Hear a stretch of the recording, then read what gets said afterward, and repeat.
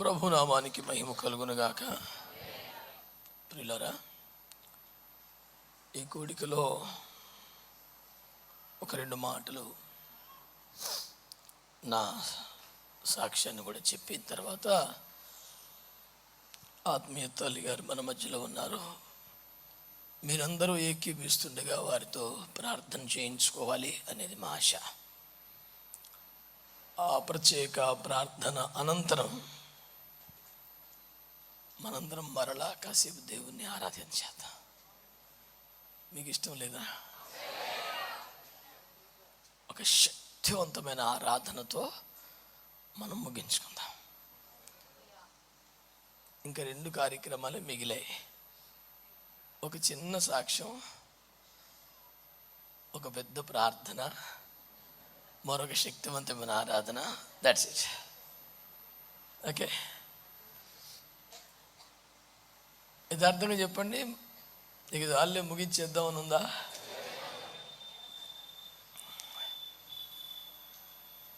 దేవుని కృపలో చిన్న సంఘం, చిన్న పరిచర్య, కొంచెం విశాలమైన మందిరం కట్టుకోగలిగాం అనుకున్నాను. కానీ మీరందరూ వచ్చి ఆ ఫీలింగ్ లేకుండా చేశారు. నెగిటివ్గా తీసుకోకుండా నా విశ్వాసాన్ని పెంచారు. ఇంకా విస్తరింప చేయాలి. ఈ మాట అన్నప్పుడు అందరికన్నా ఎక్కువ భయపడేది మా సంఘ బిడ్డలే. ఎందుకంటే వాళ్ళు శక్తికి మించి కొంతమంది భక్తిహీనులు, అవిశ్వాసులు, ఆత్మ సంబంధులు కానివారు ఏమనుకుంటారంటే, ఇన్ని పరిచర్లు ఎట్ట చేస్తున్నాడు, ఇంత డబ్బు ఎక్కడిది? నువ్వు డబ్బు చుట్టూనే మనసు తిరుగుద్ది కాబట్టి డబ్బే దీనికి కారణం అనుకుంటారు. కానీ అసలు ఒక బలహీనుడికి, అధమునికి, అభాగ్యునికి ఇంత కృప ఎందుకు దొరుకుతుంది అని అసలు కృపను గుర్చిన కోణంలో ఆలోచిస్తే ఎంత బాగుంటుంది కదా.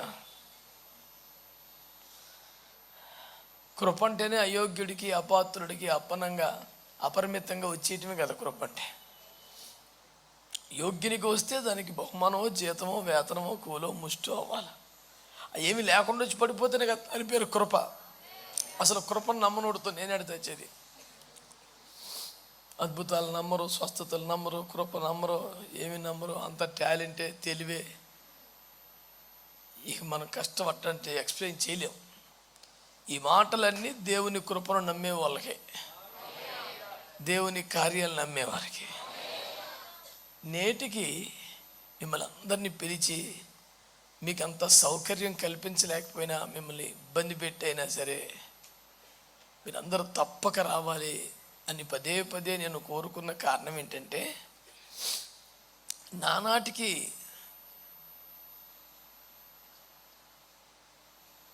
నా శ్రమలు, నిందలు, అవమానాలు, పోరాటాలు, కష్టాలు పెరుగుతున్నాయి, ఎక్కువ అవుతున్నాయి. మునుపటి కంటే ఎక్కువగా మీ ప్రార్థనలు, మీ ప్రార్థన పోరాటాలు నాకు అవసరం అనిపించింది. నేటికి నేను సేవలో అడుగుపెట్టి ఇంటి నుండి సంపూర్ణ సేవకు బయటకు వచ్చి ఇవాళటికి సరిగ్గా 30 సంవత్సరాలు. ఈ 30 సంవత్సరాల నా దేవుని నమ్మకత్వాన్ని కొనియాడడానికి, స్తుతించడానికి ఈ కోడికని ఏర్పాటు చేసుకున్నాను. అందరూ ఏదన్నా మీరు చేస్తే జూలై 18 చేస్తారు కదా, ఆలయ ప్రతిష్టలు లాంటి ప్రాముఖ్యమైనవి. 17కి ఎందుకు పెట్టేశారు? 18 ఇంకా మంచి జ్ఞాపకార్థమైన సందర్భం కదా అన్నాడు. నిన్నటి దినాన ఎన్ని కార్యక్రమాలు చేశాం. హాలు, ఆ గదులు, గృహము, ఈ భవనం, కరుణాపీఠం, ఇన్ని ప్రతిష్టలు చేసి, మళ్ళీ ఆర్డినేషన్స్ చేసి, మళ్ళీ ప్రసంగాలు చేసి, నిన్నంతా కూడా చాలా ఉక్కిరిబిక్కిరి అయిపోయే ప్రోగ్రామ్స్తో షెడ్యూల్ ఉండింది. నా ఆశ ఏంటంటే 30 సంవత్సరాలు ప్రభు కాపాడాడు కదా, బ్రతికించాడు కదా, వాడుకున్నాడు కదా, ఎందరో పరిశుద్ధుల సహవాసం సహచర్యం అనుభవింపజేశాడు కదా, ఆయన నమ్మకత్వాన్ని కనీసం ఒక 7 గంటలైనా అలాగే థ్యాంక్స్ చెప్పాలి. ఇంకేం ప్రోగ్రాం పెట్టుకోకూడదు, అలాగ స్తుతిస్తూ ఉండాలా, థ్యాంక్స్ చెప్తూ ఉండాలా అని నిజానికి ఈ దినమున చేయదగిన పనులన్నీ నిన్నే చేసేసి ఈరోజు కేవలం ఆరాధించడానికి అట్టి పెట్టుకున్నాం. నిన్న వచ్చి అలిసిపోకుండా వసతి నేను కల్పించకపోతే ఎక్కడో దిక్కు నుండి ఎట్టొకట్టుండి నాతో కలిసి ఆరాధించడానికే, నాతో కలిసి దేవుణ్ణి మహిమపరచడానికే మీరింతగా ఓర్చుకున్నందుకు, సహించినందుకు మీ అందరికీ నిండు మనసుతో నా కృతజ్ఞత వందనాలు తెలియజేసుకుంటున్నాను. నేను అందరినీ రండి అని ధైర్యంగా పిలవలేకపోవడానికి కారణం చాలినన్ని వసతులు లేవు అనే భయమే. అయితే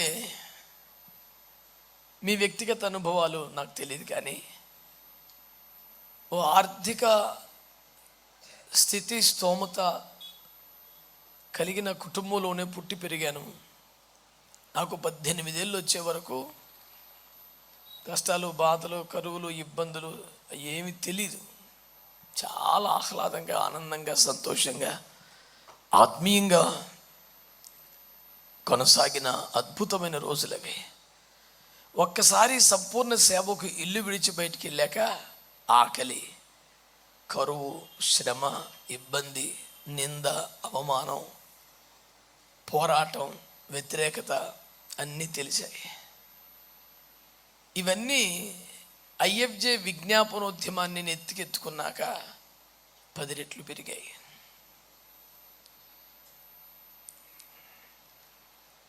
సేవకు రాకముందు చాలా ఆనందమయ జీవితం, సేవకు వచ్చాక శ్రమలు, కన్నీళ్ళు, కష్టాలమయ జీవితం.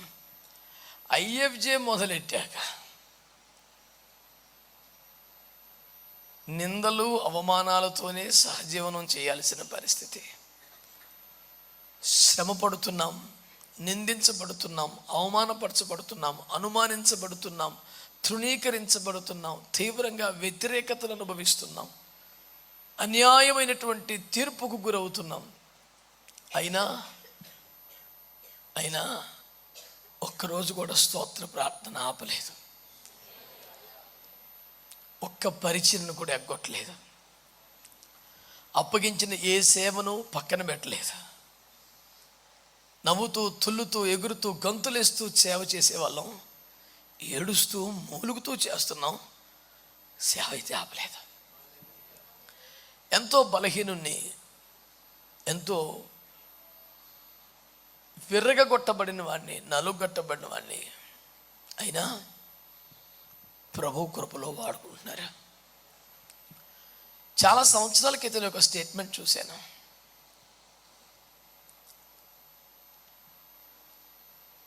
నీ హృదయం 100 ముక్కలు అయిపోతే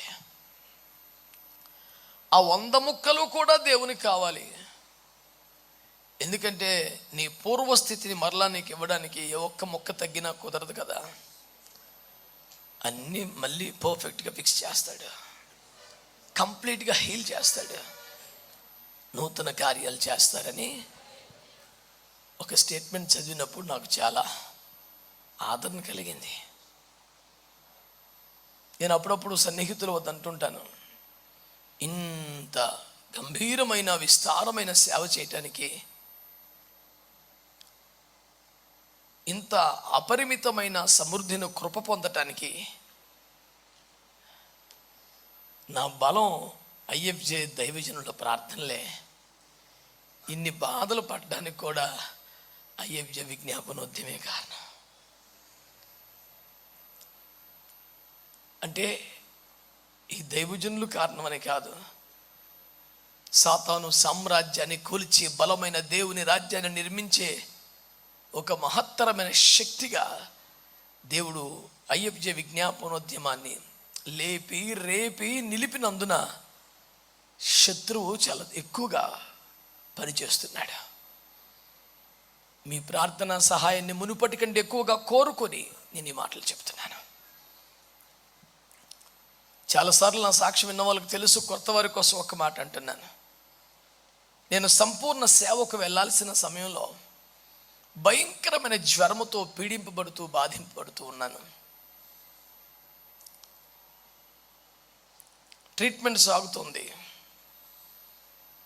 ఏ ప్రాంతంలో ప్రభు నన్ను పంపారో ఆ ప్రాంతపు నీరు నా ఆరోగ్యానికి సరిపడక మీరు మినరల్ వాటర్ తీసుకెళ్ళండి, లేదా ఈ ప్రాంతపు నీళ్ళు 5 లీటర్లు 10 లీటర్లు తీసుకెళ్ళి కాచి చల్లార్చి వాడుకోండి.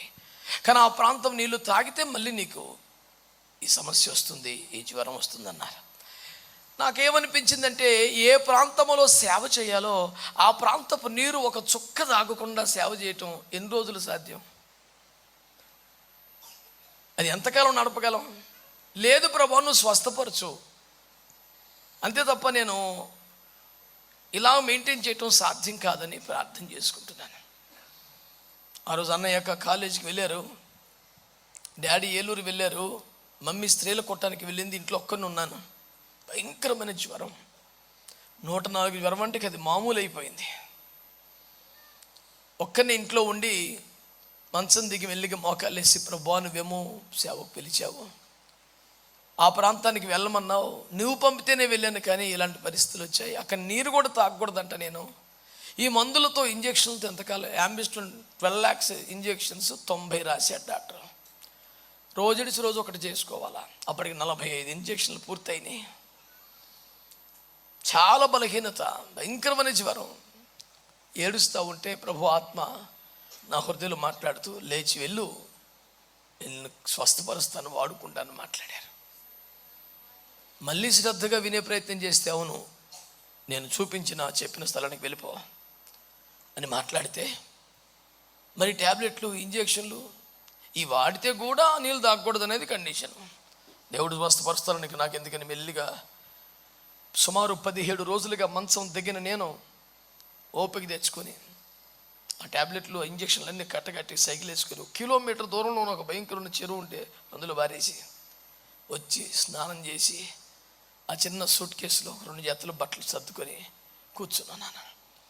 మమ్మీతో పాటు స్త్రీల కూట ముగించుకొని నా కొరకు ప్రార్థనలు చేసుకుని వచ్చేపాటికి తయారై కూర్చొని ఉన్నాను.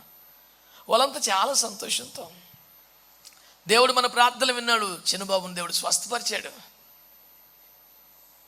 అని స్తోత్రాలు చెప్తున్నారు. మమ్మీ దగ్గరికి వచ్చి, ఎట్లనో కొడుక అని పట్టుకుంటే భయంకరంగా కాలుతున్నాను. అరే జ్వరం తగ్గలేదా, మరేంటి తయారై కూర్చున్నావు? నేను బుట్టాయిగూడెం వెళ్ళిపోతాను మమ్మీ అన్నాను. వెళ్దులేనా, నేను సేవకి వెళ్ళొద్దని ఎవరైనా పంపిందే మేం కదా, ఏం భయపడకు, తగ్గినాక స్వస్థపడ్డాక వెళ్తలే. లేదు మమ్మీ దేవుడు వెళ్ళిపోమంటున్నాడు. మేమేమని వద్దంటున్నామా, వెళ్ళమనే కదా అనేది, కానీ జ్వరం తగ్గాక వెళ్ళా. లేదు మమ్మీ ఇప్పుడే వెళ్ళిపోమంటున్నారు. ఈలోపు నాన్నగారు వచ్చారు. సంఘస్థులందరూ ఏడుస్తున్నారు, అట్లా మొండిగా చెయ్యొద్దు, అమ్మ నన్ను చెప్పిన మాట విను.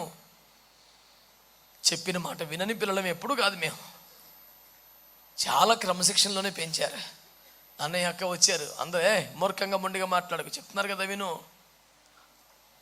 ఎందరు చెప్పినా ఆ మాటలు వ్యతిరేకించాలని కాదు, కానీ దేవుని మాట చెవుల్లో మారు మోగుతున్నప్పుడు ఇంకేమీ ఎక్కదు. నా ఏడుపు చూడలేక వాళ్ళు ఏడుస్తూ, సరే వెళ్ళండా అన్నని పిలిచారే అని దింపేశారా బుట్టాయిగూడెంలో అన్నారు.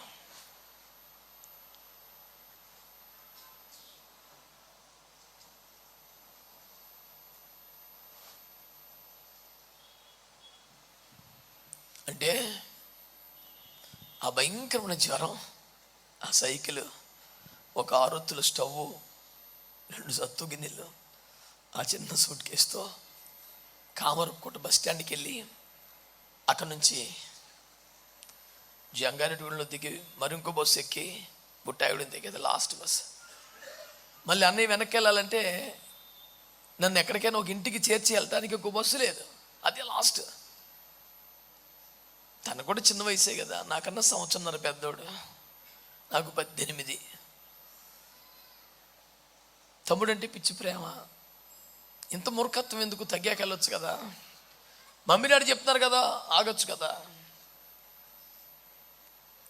చెప్పిన మాట వినాలి అని వీడికి అర్థం అవ్వాలి అన్న తపన తప్ప ఏమీ లేని పరిస్థితి. రిటర్న్ వెళ్ళటానికి బస్సు లేదు. ఆ రోజుల్లో 94 జూలై 18 నాటికి బుట్టాయిగూడెంలో బస్ స్టాండ్ అంటే ఒక చెట్టు కింద ఆపుతారు బస్సులు అంతే. రాత్రి 10 అంటే ఆ కాలంలో ఏజెన్సీలు ఎట్లుంటుంది?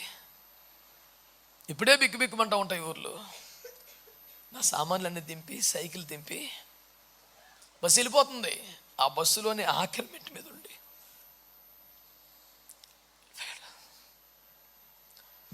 ఆ సామాన్లన్నీ ఆ చెట్టు కిందకి లాక్కొని అన్ని మూటల దగ్గర పెట్టుకొని చెట్టుగా అనుకొని కూర్చున్నాను. విపరీతమైన జ్వరం. మూలుగుతా ఎప్పుడో నిద్ర పట్టేసింది తెలీదు. తెల్లవారుతుండగా పల్లెటూరులో ముందే లేచిపోతారుగా ప్రజలు. ఎవరో ఆ ప్రాంతానికి రోడ్డు మీద వెళ్తుంటే మూలుగులు వినబడి ఇక్కడ ఎవరో మూలుగుతున్నారే అని చూడ్డానికి వస్తే నేను భయంకరంగా చెట్టు కింద ఆ చెట్టుకు ఆనుకొని మూలుగుతుంటే, బాబు ఎవరు నువ్వు, ఏమైంది అని అడిగితే, నేను ఇట్లా పాస్టర్ గారిని, ప్రభు సేవకుని, కామరపుకోట పాస్టర్ గారి అబ్బాయిని. పాస్టర్ గారు అబ్బాయి, ఓకే అని. వాళ్ళు దేవుని బిడ్డలు కాదు కానీ ఆ ఊర్లో ఉన్న దేవుని బిడ్డల దగ్గరికి వెళ్ళి, మీ ప్రార్థనలు ఎవరు అక్కడ పడున్నారా అని తీసుకొచ్చారు. వాళ్ళకు కామరపుకోట పాస్టర్ గారు అంటే చెప్పేవాటి, ఓహో ఆ విశ్వాసులు ఇక్కడ ఉన్నారు అని నన్ను వాళ్ళని పిలిపిస్తే, వాళ్ళను చూసి భయంకరంగా ఏడ్చి, అయ్యో ఎందుకు ఇలా అయిపోయిందని నన్ను చేతుల మీద మోసినట్లుగా తీసుకొని వెళ్ళి తమ ఇంటి వద్ద ఉంచి నేను స్వస్థపడే వరకు నాకు పరిచర్యలు చేసి నా కోసం ఒక 250 రూపాయలు అద్దెకు ఒక ఇల్లు తీసి నన్ను అక్కడ ఉంచారు. అలాగా మిక్కుటమైన ప్రేమ, బాధ్యత కలిగిన తల్లిదండ్రుల చేతుల్లోంచి నా కోసం తీవ్రంగా ప్రార్థించే సంఘం చేతుల్లో నుండి, నన్ను పిచ్చిగా ప్రేమించే నా తోబుట్టువుల నుండి ఒంటరిగా జ్వరముతో ఒక రాత్రంతా చెట్టు కింద మూలుగుతూ బ్రతికిన పరిస్థితులతో ఈ సేవ ప్రారంభమై నేటికి 30 సంవత్సరాలు.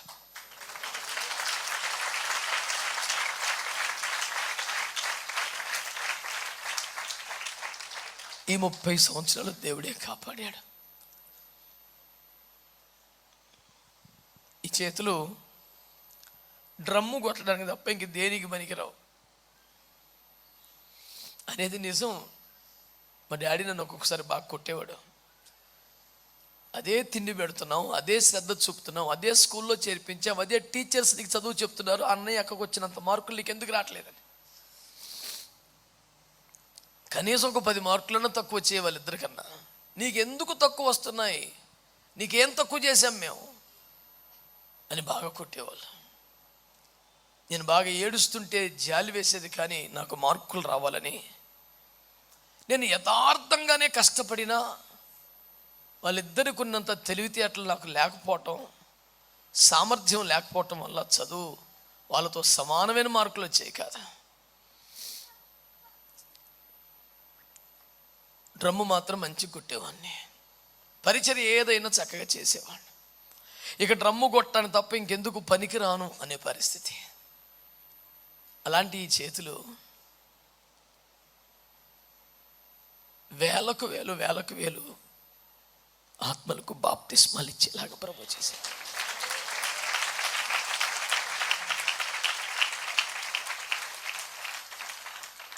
నా తల మీద ఒక మంచి అభిషేకం ఉంటే చాలు అనుకునే ఈ అభాగ్యుని వందలు కాదు, 1000 మంది సేవకులకే ఆర్డినేషన్ ఇచ్చి అంత కృప దేవుడు ఇచ్చాడు.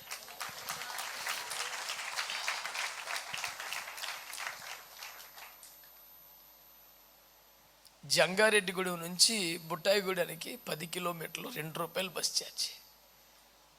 ఆ ₹2 లేక బస్సు వెళ్ళిపోయేదాకే చెట్టు చాటుకో ఎక్కడో ఉండి, బస్సు వెళ్ళిపోతున్నప్పుడు పరుగు పెరుగుని వచ్చి బస్సు మిస్ అయిపోయింది అనే భావన ప్రజలకు కల్పించి ఆ బస్సు వెనకాల దుమ్ములో పడి మెల్లిగా జంగారెడ్డి దాకా నడిచి వచ్చేసేవాడిని. అలాంటి నేను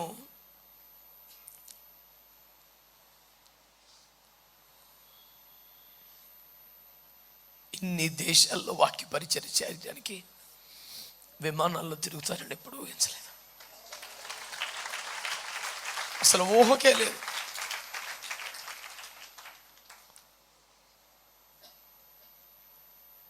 మొన్న కెనడాకి వెళ్ళినప్పుడు ప్రీమియం ఎకానమీ సీట్లు నాకు రిజర్వ్ చేశారు. ఎన్ని దేశాలు తిరిగినా 2006 నుంచి ఎన్ని వందల సార్లు విమానాలు ఎక్కినా ఎప్పుడు ఎకానమీ క్లాసే. బిజినెస్ క్లాస్ సీట్లు అలా చూసుకుంటా ఎకానమీకి వెళ్ళిపోవడమే. ఒకసారి బిజినెస్ క్లాస్ సీట్స్ అన్నీ ఖాళీ ఉన్నాయి ఫ్లైట్లో.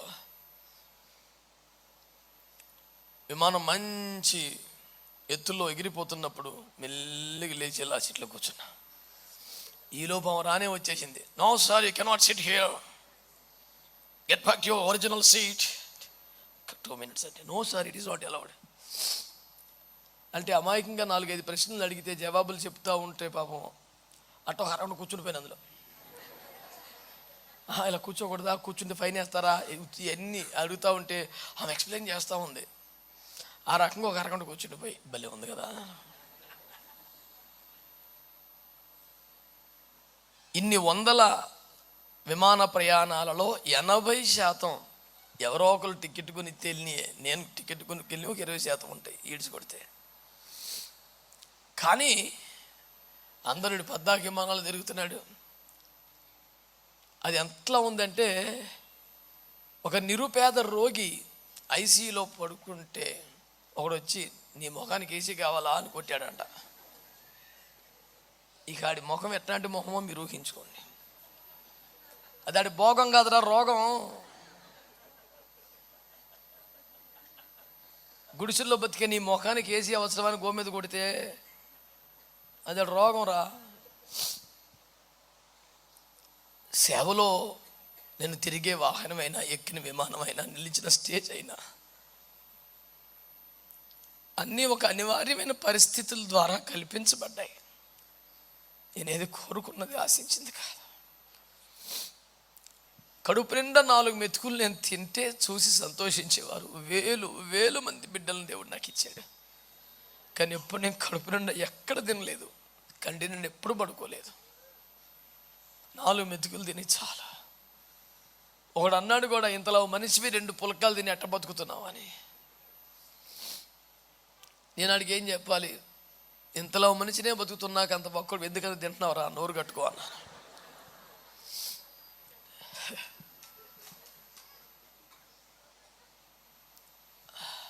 ఇదే స్థలంలో ఆ చివరి జనరేటర్ ఎక్కడైతే ఉందో అక్కడ ఒక 2 గోడలు, 6 పైపులు, 6 రేకులతో ఒక చిన్న షెడ్ వేసుకొని ఒక 5 సంవత్సరాలు నేను నా భార్య ఉన్నాం.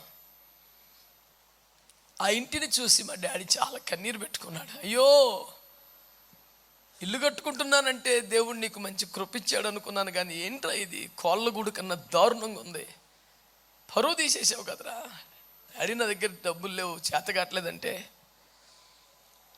ఏదోటి చేద్దును కదా, ఎందుకంత అసహ్యం కట్టుకున్నావు, పరువు పోయిందిరా, మన పని వాళ్ళకు కూడా ఇట్లాంటి షెడ్ వేయలేదు కదా అని కన్నీరు పెట్టుకున్నాడు. లేదు డాడీ, మీ సహాయం లేకుండా ఎవరిని అడగకుండా చిన్న ఇల్లైనా కడితే మీరు సంతోషపడతారు అనుకున్నాను, కానీ మీరు కళ్ళని నీళ్ళు పెట్టుకుంటారు అనుకోలేదు అంటే మళ్ళీ కళ్ళు తుడుచుకొని, లేదు నాన్న, ఇంత గౌరవం ఏంట్రా, నిన్ను ఈ స్థితిలో మేము ఊహించుకోలేకపోతున్నాం అన్నారు. ఆ ఇంటిని నీట్గా తయారు చేసుకొని మంచిగా ఫ్లోరింగ్ చేసుకోవటానికి స్తోమత లేక కింద పరుచుకునే ఏమంటారు అవి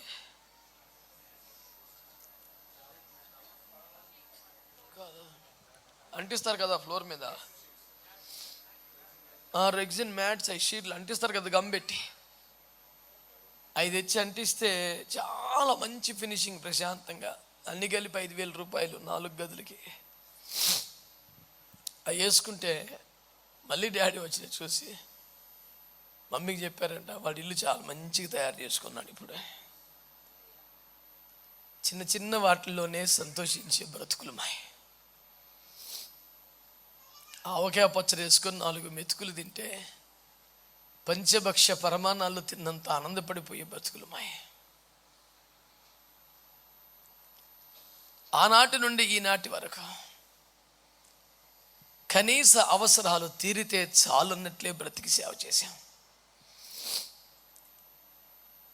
వాడికి ఎంత ఆదాయం వస్తే ఇన్ని పనులు చేయగలుగుతున్నాడు అని ఆలోచించే తలకాయలకు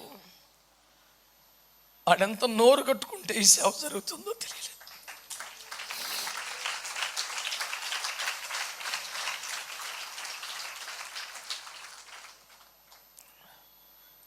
దర్జాగా ఏసీలో పడుకున్నాడు అనుకునే లోకస్తులకు అడుగు ఏసీలో ఆదమర్చి నిద్రపోతున్నాడా, దేశం కొరకు చేతులెత్తుతున్నాడు అనే సంగతి తెలియదు. తుర్రుమని కారేసుకెళ్ళిపోయాడు చూసేంత లోపల అని మాట్లాడేవాడికి చిన్నప్పటి నుంచి సొంత కారులో తిరిగి ఆర్టీసీ బస్ ఎప్పుడో పెద్దయ్యేకెక్కి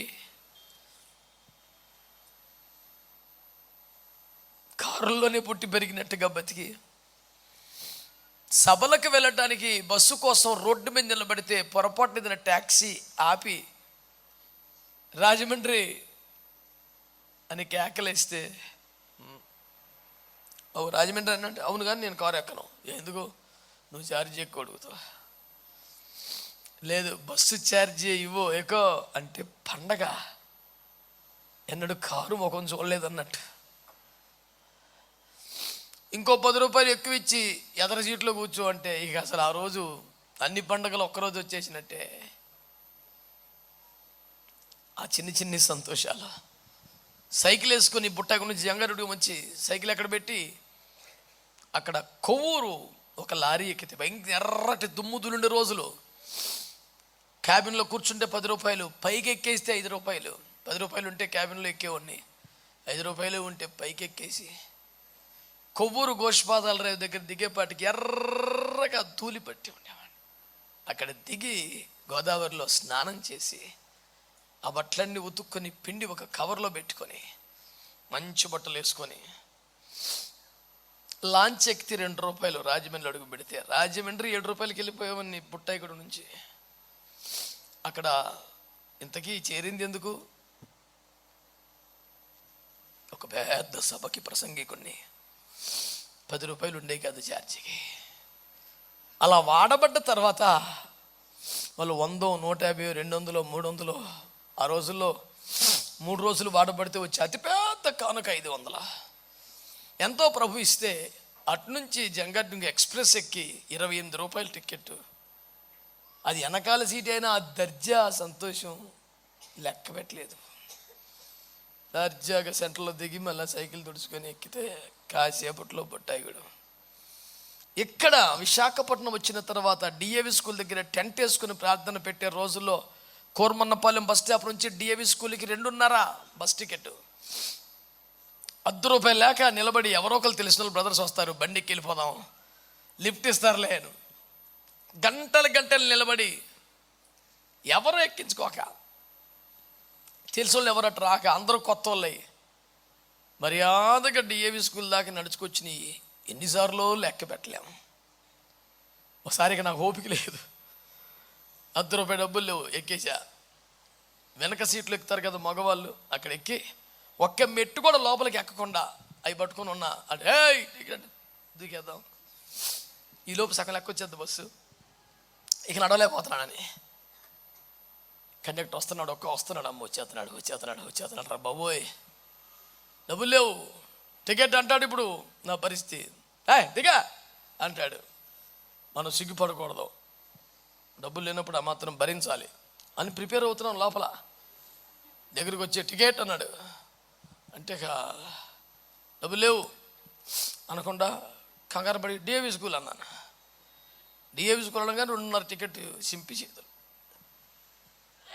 చేతిలో పెట్టాడు. ఆ 2.5 రూపాయల టికెట్తో పాటు 20 రూపాయల కాగితం పెట్టాడు. నేను డబ్బులు ఇవ్వకుండా టికెట్ అడిగానని ఎటకారం చేస్తున్నాడేమోనని వెనక్కి తిరిగి సారీ ఇంకా మీకు డబ్బులు ఇవ్వలేదు నేను అని జోబులో చూపితే జోబులో లేదు ఏమి లేదు. అట్లా షో లేవను డబ్బులు పడిపోయి నేను చెప్తే 2 తిట్లు తిట్టినా దింపుతాడు, ఈ లోపు దగ్గరికి వచ్చేస్తాం అని 20 రూపాయల కాగితం చేసి సార్ మీకు డబ్బులు ఇవ్వలేదు సార్ అని తిరిగితే ఇట్లా దండం పెట్టి నిలబడ్డాడు కండక్టర్. అది కూడా ఎటకారమే అనుకున్నాను నేను. నాకు అర్థం కాక సారీ అండి ఇంకా నేను అయ్యా మీరు గత సోమవారం అనకాపల్లి ఐపీసీ తెచ్చుకొచ్చారా అంటే వచ్చాను సార్. మా బిడ్డకు ప్రార్థన చేశారు జ్వరం తగ్గట్లేదని అంటే అవునండి. మీరు అలా వెళ్ళిపోగానే తగ్గిపోయిందండి. అయితే మీరు ఎక్కడ ఉంటారు, మీరు ఎవరో ఎలా తెలియదు నాకు, మీకు చిన్న కానుక ఇవ్వాలనుకున్నాను కానీ సడన్గా ఇప్పుడు బస్సులో కనపడ్డారు. నేను మంచి కానుక సిద్ధపరచుకోలేదు కానీ మిమ్మల్ని ఒట్టి చేతులు పంపించకూడదు అనుకుంటున్నాను. ఈ కాను కొంచెం బాబు మా కోసం ప్రార్థన చేయండి అని 20 రూపాయలు ఇచ్చారు. ఇప్పుడు ఆ 20 రూపాయలు పెద్ద గొప్ప అమౌంట్ కాదు కానీ టిక్కెట్కి నా దగ్గర డబ్బులు లేవు అన్న సంగతి ఆయనకి తెలియలేదు. అది 1 కోటి రూపాయలు. ఇప్పుడు కొట్టాలి మీరు అసలు. ఆమె అట్లా ప్రతి క్షణం నన్ను కాపాడుతూ నా పరువు కాపాడుతూ నా కాలు జారనని నేను అనుకున్న ప్రతిసారి ఆయన కృపతో నన్ను సంరక్షిస్తూ ప్రేమించే సంఘాన్ని సహకరించే బిడ్డల్ని లక్షల రూపాయలు సంఘం చేతికి ఎముక లేదన్నట్టుగా ఇచ్చి ఇదిగో ఇలా దీన్ని నిలబెట్టారు. పగలు రేయి తేడా లేకుండా ఇక్కడ ఉండి పని చేశారు. మా ఇంట్లోకి వస్తే ఖచ్చితంగా మంచి ఆహారం దొరుకుద్ది కానీ అది మంచి శాకాహారం అయి ఉంటుంది. 90% జీవరాశులు నడవదు ఇక్కడ. ఇలాంటి చోట అంత కష్టమైన పని చేసే వాళ్ళకి అంత బలహీనమైన ఆహారం పెట్టడం న్యాయం కాదు కానీ క్షేమం అని తలంచి అదే పెడుతుంటాం మేము. పాప వాళ్ళు ఇంటికి వెళ్తే ఏ క్లాస్ అయిన జీవరాశులు తిని వచ్చేస్తారు మళ్ళీ పని చేయడానికి. కానీ మేము ఆపి వాళ్ళు ఎంతో ప్రేమించే దోసకాయలు ఏడాడు వాళ్ళు రోజు ప్రార్థించుకునే కాకరకాయలు అన్నీ వాళ్ళకి వండి పెట్టాము. అయినా వాళ్ళు దేవుని పని గనక ఇది మానలేదు. ఆత్మీయ తండ్రి వడ్డించాడు గనక ఈ కూర వద్దనలేదు. చాలామందికి డబ్బులన్నీ నాకు ఎక్కడి నుంచో వచ్చేస్తున్నాయి ఇంత గట్టేస్తున్నాయని అనుకుంటారు. వాళ్ళు సంఘ కాపర్లు అయితే వాళ్ళకి అలాంటి డౌట్ రాదు. ఎందుకంటే ప్రేమించే సంఘం, ప్రార్థించే సంఘం, సహకరించే సంఘం ఇలాంటి కార్యాలు చేస్తుంది. దాన్ని బట్టి ప్రభువుని స్తుతిస్తున్నాను.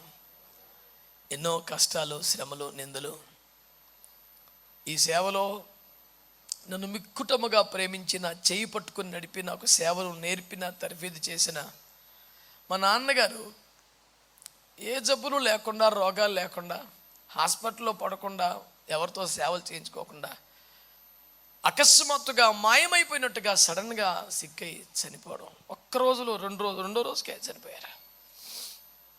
ఒక భయంకరమైన షాక్, ఊహించలేదు.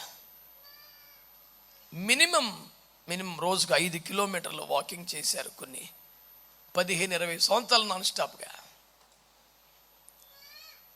సడన్గా వారు ప్రభు దగ్గరికి వెళ్ళిపోయారు. ఆ తర్వాత కొంతకాలానికే నాన్నగారు ఉంటుండగానే ఆయనే మమ్మల్ని కనిపించిన సేవలో దేవుడు తనను వాడుకునే బలమైన అభిషేకపు తీరు, సామర్థ్యాన్ని, ప్రభావాన్ని బట్టి సేవలో మమ్మల్ని ప్రోత్సహించే, బలపరిచే మనస్సును బట్టి మా బావగారి ఆత్మీయ నాయకత్వంలో మేము సేవ చేసేవాళ్ళం. ఒక దినాన సడన్గా వారే ఫోన్ చేసి, ఇక మీదట నేను మీకు ఆత్మీయ నాయకుడిగా ఉండలేను, ఐఎమ్ సారీ అని ఫోన్ పెట్టేశారు. నాన్నగారు చనిపోయారు. కొద్ది కాలానికే బావగారు విడిచిపెట్టేశారు. బాగా నేను నా భార్య ఏడ్చి పైకప్పు లేని వాళ్ళం అయిపోయాం కదూ అని ప్రార్థనలు చేస్తున్నాం. దేవుడు సురేష్ అయ్య గారి ఆత్మీయ నడిపింపులో ఉండాలని ప్రేరణ కలుగ చేశారు. వెంటనే ఫోన్ చేసి అడిగాను అయ్య గారిని, మీరు మా దగ్గరికే స్పీకర్గా వస్తున్నారు, మా బైబిల్ స్కూల్కే ప్రిన్సిపల్గా ఉన్నారు, నేను మీకేం ఆత్మీయ నాయకుడిగా ఉండాలి అన్నారు. లేదయ్యా, మేము ఉద్రేకంగా చెప్పటం లేదు, బాగా ఆలోచించి ప్రార్థన చేసుకుని సిద్ధపడి చెప్తున్నామంటే చాలాసేపు మాట్లాడిన తర్వాత సరే అలాగే పాస్టర్ గారు రండి అన్నారు. ఒక మంచి తండ్రి దొరికాడు అని 2012లో సంతోషపడ్డాం. 2017 కల్లా అయ్యగారు కూడా మహిమలోకి వెళ్ళిపోయారు. నా జీవితంలో నేను ప్రేమించిన, నేను గౌరవించిన, నేను ఆశించిన అభిషక్తులు ఒక్కొక్కరు నన్ను ఒంటరి చేసి వెళ్ళిపోయారు. అయినా 2017 నుంచి నాకు కలిగిన శ్రమలు, దుఃఖాలు, గాయాలు, బాధలు అంతకంతకు అధికమైపోతుంటే కూడా సురేష్ అయ్య గారు లేని లోటే తెలియనంతగా నిత్యం మా మమ్మీ, మా పాస్టమ్మ గంటలు గంటలు కొలది చేతులెత్తి కన్నీరు కార్చే ప్రార్థనా సహాయానికి తోడు నాకు దుఃఖము, శ్రమ, కష్టము కలిగిన ప్రతిసారి తన ఆరోగ్యము, తన సేవా ఒత్తిళ్ళు పట్టించుకోకుండా నా కొరకు మోకరించి చేతులెత్తి మా చుట్టూ ఒక ప్రాకారములాగా నిలబడిన తల్లిగారు రామగుండంలో గ్లోరియస్ మినిస్ట్రీస్కి నేతృత్వం వహిస్తూ జరిగిస్తున్న మేరక్క గారు, వారికి నిండు మనసు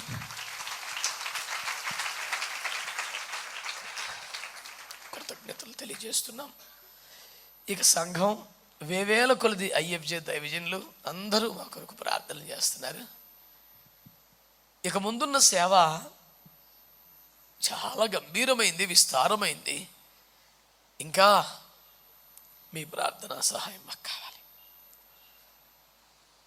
అన్నీ వివరించలేను, పోరాటాలన్నీ మీరు అర్థం చేసుకున్నారు, మీలో చాలామందికి తెలుసు, చూస్తున్నారు.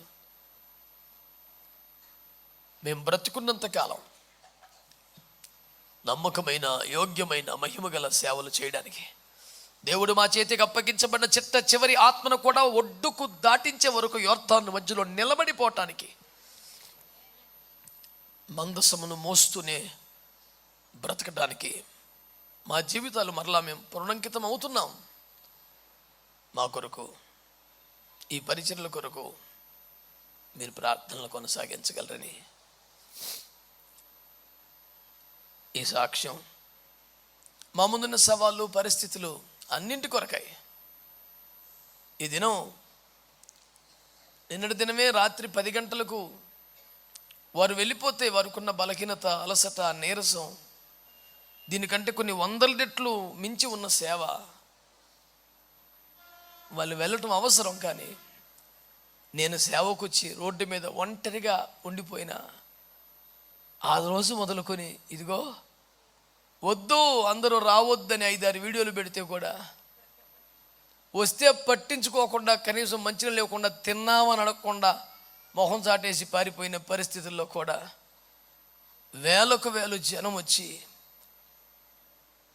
నా చుట్టూ నిలిచి నా కొరకు ప్రార్థిస్తూ నా నోట నుండి వచ్చే ప్రతి దేవుని మాట కొరకు ఎదురు చూస్తే ఈ పరిస్థితి దాకా నా కొరకు నిలిచిన పరిశుద్ధులకు, దైవజనుల కొరకు వందనాలు చెల్లించుకుంటూ ఇక ముందు సేవ ఇంకా మహిమకరంగా సాగుటకై, నాకు బాగా పాటలు పాడటం రాదు, దమ్ము కొడతాం తప్ప ఏ వరాలు లేవు. ఎక్కడికి వెళ్ళిన సేవకులు ఆయన ప్రార్థన చేస్తే అద్భుతాలు జరిగినాయంట, ఆయన ప్రార్థన చేస్తే స్వస్థతలు జరిగినాయంట, ఆయన ప్రార్థన చేస్తే మృతులు లేచారంట, ఆయన చేతులు వేయగానే పరిశుద్ధాత్మ నింపబడుతున్నారంట అని చెప్తే వెంటనే సైకిల్ తిప్పుకొని ఇంటికి వచ్చేసి ప్రభు నా సంగతి ఏంటి, ఎందుకు కొరగానో అయిపోయాను, నన్ను ఎందుకు పిలిచావు, వదిలేయి నన్ను. ఏదో ఒక పాస్టర్ గారి దగ్గర నమ్మకంగా పరిచయం చేసుకుంటా, విశ్వాసం ఉంటాడు, నమ్ము కొట్టుకుంటా, నేను సేవ చేయలేను, నా వల్ల కాదు, నాకు పనికి రాను. దావీదు 8వ నెంబర్ కన్నా 80వ నెంబర్ అనుకునేవాడిని, అంత ఏడిచేవాడిని.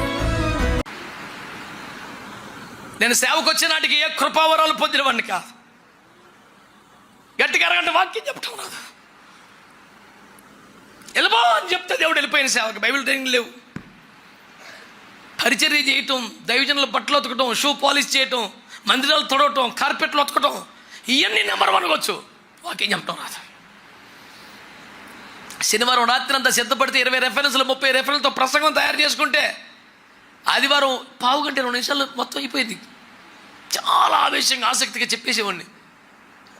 నేను సిద్ధపడింది అయిపోయింది కనుక ప్రార్థన చేసుకుందాం అని అంటే విశ్వాసులు ఇంకా సేవ చెప్పండి బాబు అనేవాళ్ళు. నాకు రాదు, ఇంకా నాకు వచ్చిందంత అయిపోయింది. అద్దాకి ఇదే పని అంటే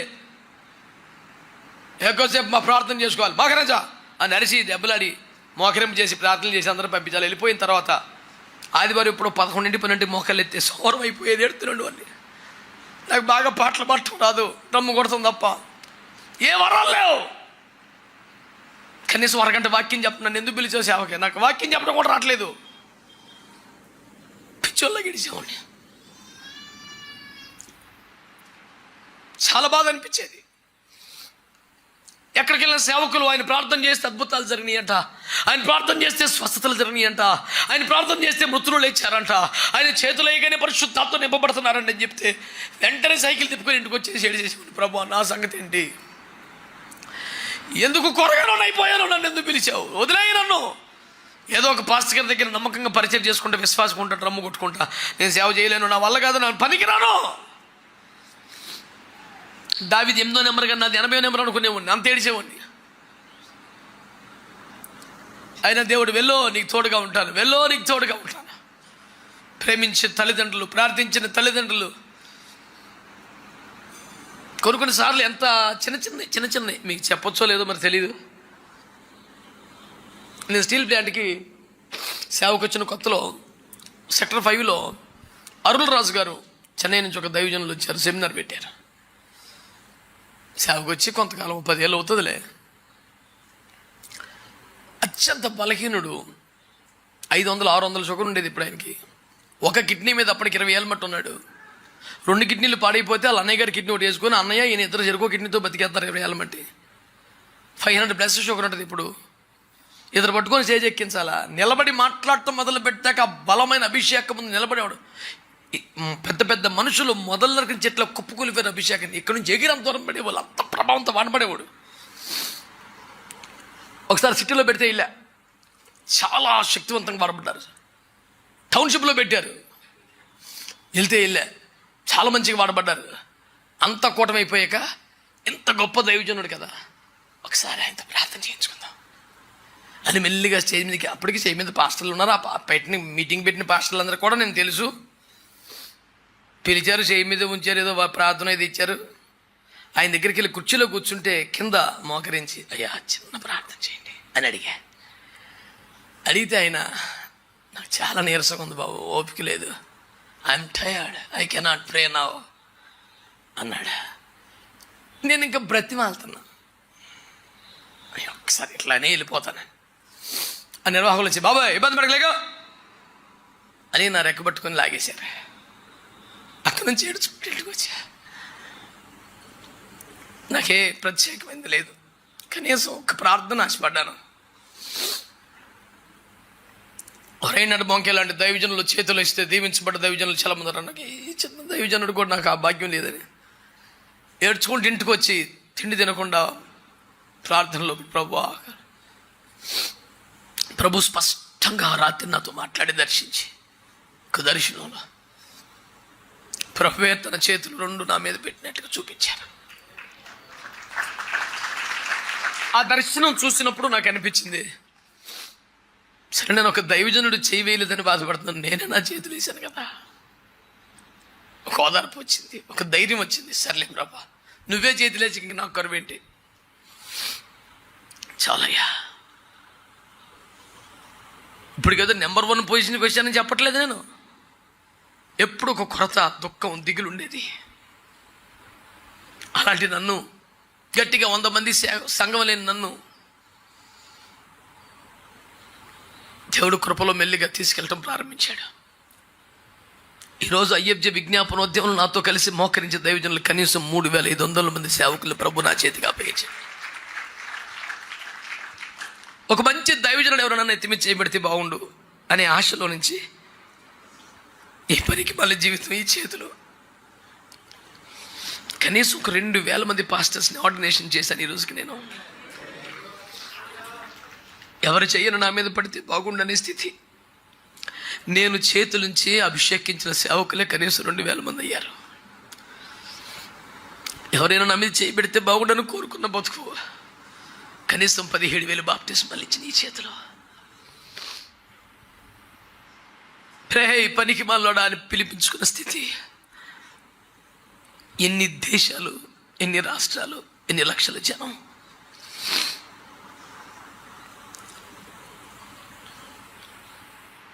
నీ వెనుకబడతనం, నీ ఓటమి, నీ వైఫల్యం, నీ ఫెయిల్యూర్ అన్నీ నిజమై ఉండొచ్చు. జనం నేను తిట్టే తిట్లు నిజమై ఉండొచ్చు. కానీ వీటన్నిటికంటే నిజం ఇంకొకటి ఉంది. God can change your number. God can change your position. నిన్ను తీసుకెళ్ళి తాను కోరిన స్థానంలో ప్రభు పెట్టగలడా? ఎంతమంది గట్టిగా ఆమేన్ చెప్తారా?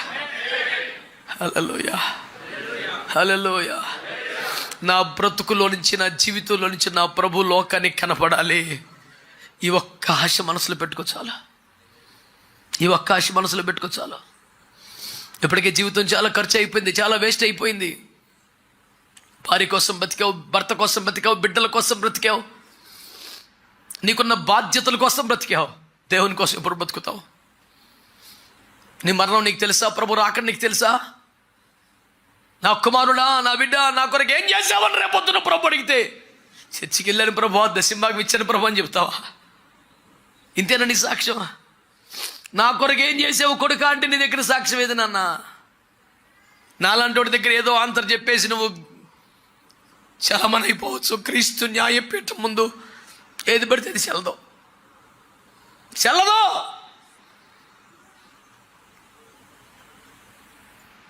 హృదయ రహస్యములు బయలుపడు ఆ భయంకరమైన దినమున వాని క్రియలకు తగిన చేతం ప్రభు ఇవ్వబోతున్నాడు. ప్రతి వానికి తగిన మెప్పు దేవుని వలన కలగబోతుంది. భర్త దగ్గర, భార్య దగ్గర, బిడ్డల దగ్గర, ఇరుగు పొరుగు దగ్గర, సంఘ కాపుర దగ్గర నువ్వు బాగా మేనేజ్ చేయగలుగుతున్నావేమో. కానీ ఇదే మేనేజ్మెంట్ ఎప్పటికీ నీకు అక్కడికి వస్తుంది, నిన్ను గెలిపిస్తుంది అని మాత్రం అనుకోకు. ఒక దినం అవేమి చెల్లని రోజు వస్తుంది. ఏ రాజు తన సేన బలము చేత తప్పించుకునలేడు ఒకరితో వస్తే దేవుడికి అని వాక్యంలో ఉంది. You cannot simply escape from the judgment throne of Jesus Christ. You must give your account for each and every deed, not only deeds, each and every word. ప్రతి మాటకు లెక్క చెప్పాలంట. ఆ రోజు అలా ఎందుకన్నామంటే గబుక్కులు అనేసారు బాబు, చాలా మాట గబుక్కులు అంటామేంటి? నిన్ను కొనుక్కున్నాను నేను, నన్ను గబుక్కులు మాట్లాడితే అంత కుదురుద్ది. పెద్ద రెక్కల మీద మోసినట్టు మోసుకొచ్చా నిన్ను. మీరు నాకు స్వకీయ సంపాద్యంగా, నాకు స్వాస్థ్యంగా మీరు ఉండాలన్నాడు ఆయన. ఏదో ఒక మాట చెల్లుబాటు అవ్వదో. ఈ రోజున దేవుని వాక్యం నీతో నాతో మాట్లాడుతున్న సంగతిని నువ్వు సీరియస్గా తీసుకోవాలి.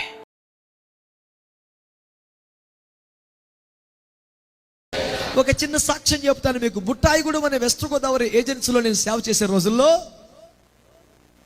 కొత్త సేవ అన్నమాట అండి. ఈ డిగ్రీ తతంగం అయిపోయింది, సేవకి వెళ్ళిపోయిన తర్వాత ఒక కుటుంబం ప్రభువులోకి వచ్చారు. భార్య, భర్త, ఒక కూతురు, పెండిడికి వచ్చిన పిల్ల, ముగ్గురు కుటుంబం. అయితే భర్తకు అంతగా భక్తి లేదు, తల్లి కూతురు ఇద్దరు ప్రార్థనకు వచ్చేవాళ్ళు. వీళ్ళు మారు మనసు పొంది బాప్తిస్మాలు పొందారు. మా సేవలో మొదటి ఫలాలు అవి. బాప్తిసం పొందిన 20 రోజులకి బాప్తిసం పొందని ముసలోడు ఇంట్లో ఉన్నాడు కదా, వాడు కాలం చేశాడు. అంటే మీకు అర్థమైందా? చచ్చిపోయాడు. ఇక ఊరంతా కొత్తగా ఎవడో కుర్రపాదిని వచ్చాడు, ఆడి దగ్గరికి వెళ్ళి బాప్తిస్మాలు పొందారంట, ముసలోడు చచ్చిపోయాడు అని ఊరంతా మొదలు పెట్టారు. అదేడో కొత్త మతం తెచ్చాడు, అందులో దిగమాకండ్రా, ఇంట్లో వాళ్ళు చచ్చిపోతారంట అని వచ్చేసింది ప్రచారం. సువార్త అలా జరుగుతుంది అక్కడ. ప్రభువా ఏమిటి నాయనా ఇది, నువ్వే మరి పిలిచావు, ముక్కు మందులకు నడిపించావు, ఇక్కడ ఉండమన్నావు, చేయమన్నావు, ఏమిటిది నాయనా అంటే, నా కుమారుడా నువ్వు సాగిపో, ఆగిపోతావని కోపడ్డాడు. సర్లే సాగిపోతున్నాం. ఓ సంవత్సరం గడిచింది. ఒకరోజు ఆరాధనకి కూతురు వచ్చింది, తల్లి రాలా. ప్రార్థన అయిపోయాక, ప్రార్థనలు చేయించుకుంటారు ఒక్కొక్కరు, ఆరాధన అయిపోయాక అలాగే ఈ బిడ్డ వచ్చింది ప్రార్థన చేయించుకోవడానికి. ప్రార్థన జరిగిస్తున్న స్థలానికి దగ్గరే వాళ్ళ ఇల్లు. ఏమాయ్ అమ్మ రాలేదే, ఒక్కదాని వచ్చావే అన్నాను. అమ్మకు బాలేదు, చాలా నీరసంగా ఉంది, నిన్నటి నుంచి మోషన్స్ అవుతున్నాయి, మంచాన్ని పడి ఉంది, ప్రార్థన చేయండి ఆవిడ స్వస్థ. సరే బిడ్డ ప్రార్థన చేద్దాం అని కొబ్బరి నూనె తెస్తే దానికి ప్రార్థన చేసి ఇచ్చి మీ అమ్మకు రాయిపో అన్నాను. గోడ కొట్టి బంతిలాగా 2 నిమిషాల్లో వచ్చేసింది మనిషి. ఇంత అర్జెంటుగా వచ్చేసే పెట్టాడు, గుండెలు బతుకుని ఏడుచేస్తుంది, మా అమ్మ చచ్చిపోయిందని. షాక్ అయిపోయాం. అయ్యో ప్రభా, ఇంక గ్రామంలో సేవ చేయగలమా? ఏంటి ప్రభా పరిస్థితి? అప్పుడు సంఘం 15 మంది సభ్యులు మాత్రమే. ఈ 14 మందిని వేసుకుని పరుగు నా ఇంటికి వెళ్ళాం. గట్టిగా మారిపోయింది మనిషి, ఈగలు ముసురుతున్నాయి, చల్లగుంది మనిషి. ఏదో డాక్టర్లు చెప్తారు గట్టిగా ఇలా గిలిది, అక్కడక్కడ గిలితే కొంచెం ఓపుకొని కదులుతారు అంటారుగా. చిన్నప్పుడు ఆ మాటలు గుర్తుండి ఒక పట్టుని గిలుతూ మొదలెట్టా మనిషిని. ఎక్కడ చచ్చిపోయింది, ఎక్కడ ఉలుకుద్దు పలుకుద్దా, ఏం చేయాలో అర్థం కాని పరిస్థితి తయారైంది. ఇక మమ్మల్ని కొట్టి తరుముతారు ఆ ఊర్లో నుంచి. అక్కడ నిలబట్టలేదు. ఆ మంచం దగ్గర మోకాల మీద పడ్డాం. అది విశ్వాసమో తెలియదు, భయమో తెలియదు, ఆందోళన తెలియదు, వేదనో తెలియదు. చేతులు ఎత్తాం 15 మంది. ప్రభువా నీవు రమ్మన్నావు ఇక్కడికి, ఇక్కడ సంఘం ఉండాలంటే, ఇక్కడ సేవ జరగాలంటే ఈ బిడ్డ చనిపోకూడదు, చనిపోయిన బ్రతకాలి, లేకపోతే ఇక్కడ ఉండం, లేకపోతే మమ్మల్ని చంపాయి, ఇక మా వల్ల కాదని చేతులెత్తి ఏడవడం మొదలు పెట్టాం. ఎంతసేపు ఏడిసేమో అయిపోయిన తర్వాత చూసుకుంటే దగ్గర 45 నిమిషాల సేపు ఏడుస్తూనే ఉన్నాం. ఏడ్చి యేసు నామములో పునరుద్ధానమును జీవము నేను చెప్పిన యేసు నామములో, యేసును మృతుల్లోని లేపిన దేవుని ఆత్మ నీలోనికి ప్రవేశించును గాక, ఆమేన్ అని కళ్ళు తెరిస్తే లేచి కూర్చుంది మనిషి.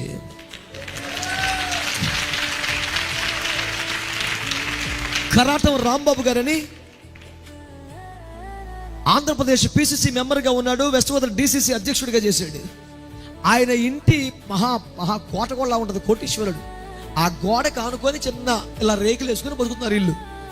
ఆ కుటుంబాలు 8 కుటుంబాలు, అన్నదమ్ముల లక్షలు అందరూ పైనుంచి ఇలా చూస్తున్నారు ఏం జరుగుతుందా అని. ఊరంతా పోగైపోయారు అప్పటికే జనం. మాకు తెలియదు, లోపల ఏడుస్తున్నాం మేము. ఊరు పోగైపోయారు, పల్లెటూరు కదా, కొన్ని 100 మంది వచ్చేసారు. పైపొచ్చి కోటీశ్వరుడు కుటుంబం అలా తొంగి చూస్తున్నారు ఏం జరుగుద్దా అని. వారు చూస్తూ ఉండగా వాళ్ళ డాక్టర్ ధృవీకరించిన మరణం కేసు వాళ్ళ కళ్ళ ముందు లేచి కూర్చునేపాటికి మొట్టమొదటిసారిగా ఈ కరాటం రాంబాబు గారు అనే వ్యక్తి తన కుటుంబంతో కలిసి గోడంతా తిరిగి మేము ప్రార్థన చేసుకునే చెట్టు కిందకు వచ్చాడు. స్తోత్రం చెప్పండి. ఆయన అడిగిన మొదటి ప్రశ్న, మీరు మీ చర్చికి వచ్చే వాళ్ళకే ప్రార్థన చేస్తారా, మాకు కూడా చేస్తారా అని. ఎవరికైనా చేస్తామయ్యా, మా దగ్గర ఉన్న స్పెషాలిటీ ఏంటంటే వద్దన్న వాడికి కూడా చేస్తామన్నాం. స్తోత్రం చెప్పండి. హల్లెలూయా. ఆయన భార్య గారు రాజమండ్రి స్వతంత్ర హాస్పిటల్స్లో ఆమెకు దేవుని బిడ్డలారా ఆపరేషన్ కొరకు డేటు సిద్ధం చేశారు. మంగళవారం ఆపరేషన్కి వెళ్ళాలి. వాళ్ళు అన్నారు, ఆపరేషన్ ఫిక్స్ చేశారు, క్యాన్సర్ పుండుంది లోపల, 17వ తారీఖున ఆపరేషన్ అండి, మంగళవారం వెళ్తున్నాం, ఆపరేషన్ సక్సెస్ అవ్వాలని ప్రార్థన చేయమంటే ప్రార్థన చేసి ప్రభు ఇచ్చిన ప్రేరేపణను బట్టి ఆపరేషన్ పడదలో వెళ్ళిపో అన్నాను. అల్పిల్ల కైగాడీడు ఏదో ఉద్రేకలు మాట్లాడతాడు.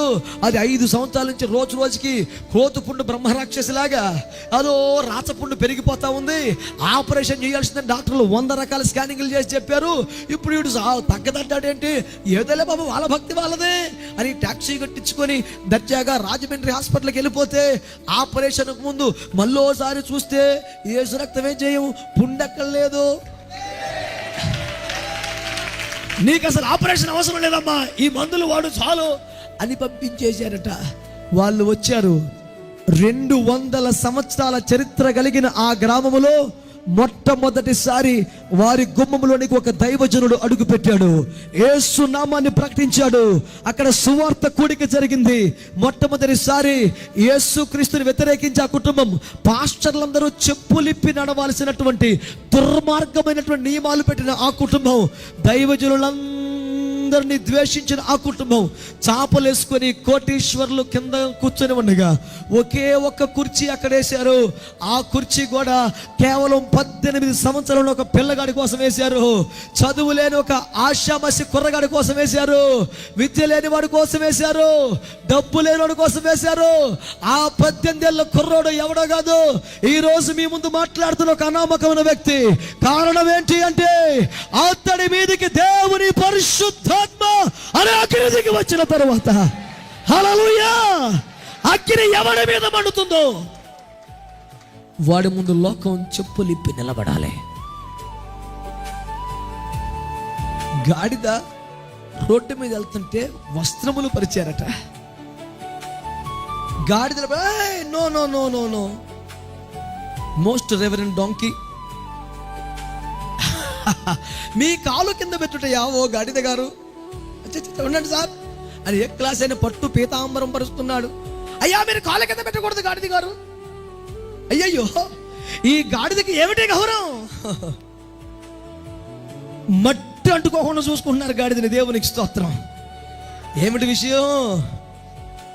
ఆ గాడి మీద దహించు అగ్ని అయిన దేవుడు ఉన్నాడు.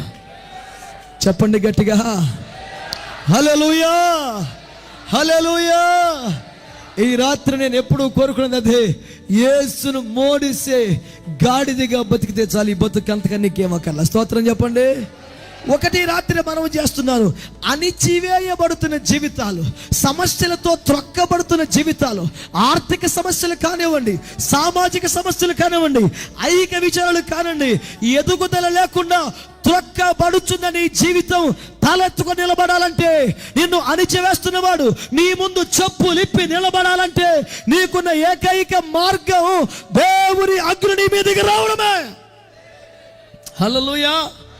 నిన్నటి దాకా అపవిత్రపరచబడ్డ ఈ భూమి, ఆయన అంటాడు ఇది పరిశుద్ధ ప్రదేశం.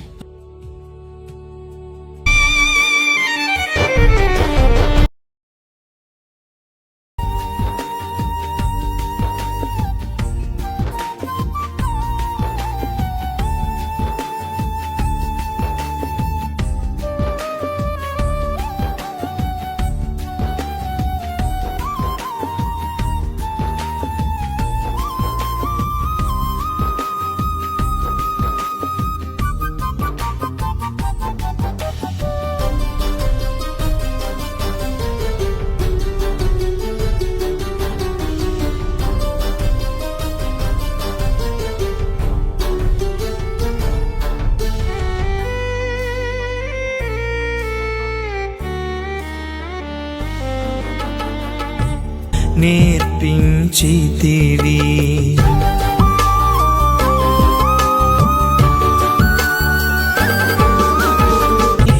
నోటికి బూరగా మార్చితివి, వాక్యముతో నన్ను నింపితివి. నోటికి బూరగా మార్చితివి, ఒంటరిని జనములకు తండ్రిగా మలచిన తండ్రి నీకే స్తోత్రము.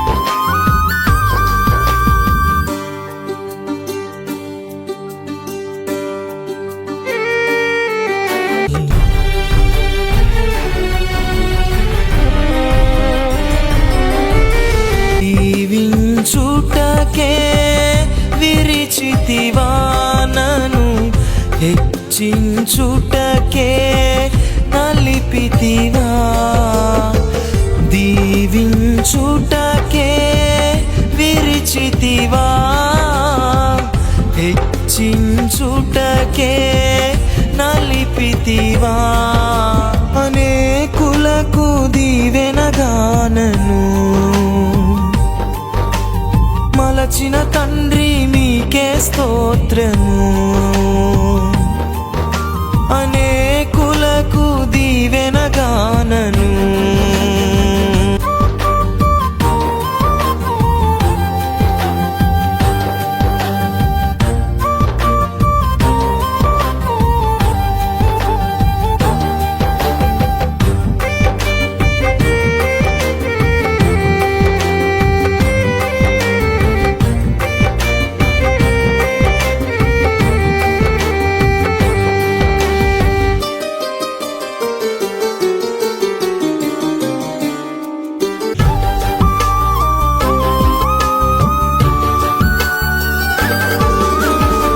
శ్రమపడు మనసే నీ ఆయుధమని శ్రమల వలనే సంపూర్ణతయని